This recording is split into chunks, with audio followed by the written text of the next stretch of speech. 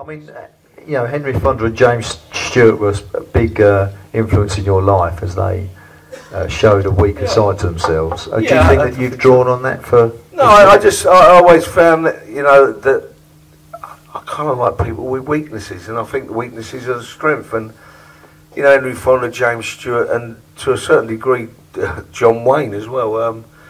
They kind of, I don't know, they had flaws. You know, they were men that cry. They were men that had weaknesses, and you know, I don't see. Although I do watch them, but you know, Rambo going around jumping on people and stabbing people, and you know, macho hoo-ha, and it's just another night out. Yeah, that's Friday night in Yale Kent Road, isn't it? Really, but it's you know, they were the ones that kind of, even as a kid, they kind of, I enjoyed watching them. You know, that it was all right to be a man and cry and be a big man. It makes you a big man, I think. You know, but you know.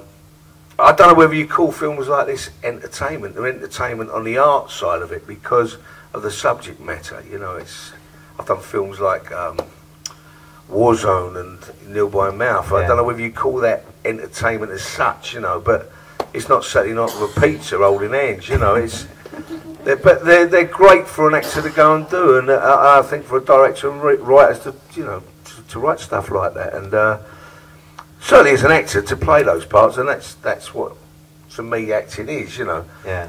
Doing Indiana Jones is great fun, and it's running about being a kid again. But you know, as an acting part, it's not everyone's lucky enough to get those sort of parts. You know? Yeah. So that's it interests me much more anyway. That's where you learn your trade, I hope. Yeah, sure. No, I mean obviously theatre's been a big part of your life as well. Well, no, it came really late. I started the other way round. I started. Doing films, then TV, and then I kind of went down into theatre, you know. But to be honest with you, the Royal Court and the small stage at the National Theatre, that's where you learn your trade really, because it's almost like cinema. Upstairs at the Royal Court is like making a film, you know. It's not like it's closer than this, isn't it? Well, you know. So and, you know, you literally walk up to someone and you can touch them there, you know. And I used to do it, and I used to get into trouble by the director. Ian Rickson used to tell me all the time, because I'd brush against someone, and you'd feel all the audience go, ooh, like that. And I used to like that.